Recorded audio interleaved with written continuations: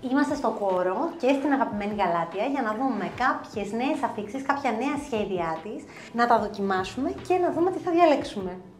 Δύο υπέροχα σετ με λευκό και μαύρο όνυχα, μια πολύ δυνατή πέτρα και πολύ ξεχωριστή, μια και είναι πέτρα προστασίας, προσφέρει δύναμη και ελπίδα.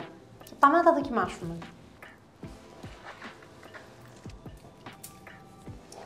Εξαιρετικό, στρώνει πάρα πολύ ωραία στο λαιμό και επίσης έχει τη δυνατότητα να αυξομοιωθεί, δηλαδή να ανέβει και λίγο πιο ψηλά ή να κατέβει λίγο πιο χαμηλά. Λευκός όνυχας λοιπόν, σε συνδυασμό με αυτά τα υπέροχα οβάλ, τα χρυσά και το αντίστοιχο βραχιόλι του.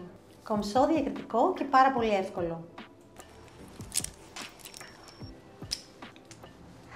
Και σε μαύρο όνυχα αντίστοιχα, είναι λίγο πιο γεμάτο σχεδιαστικά σε σχέση με το λευκό. Το λευκό ήταν λίγο πιο διακριτικό.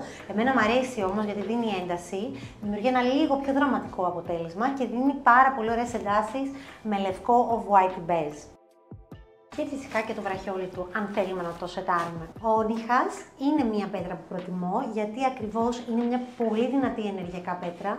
Μας προστατεύει, μας δίνει δύναμη και λειτουργεί σαν ένα εξαιρετικό φίλτρο, σαν ένας μετατροπέας ενέργειας που μας κάνει να νιώθουμε πάρα πολύ καλύτερα. Μας δίνει ελπίδα, μας δίνει χαρά, αφού πρώτα μας προστατεύσει από οτιδήποτε μπορεί να μας κλονίσει. Εγώ διάλεξα το δικό μου.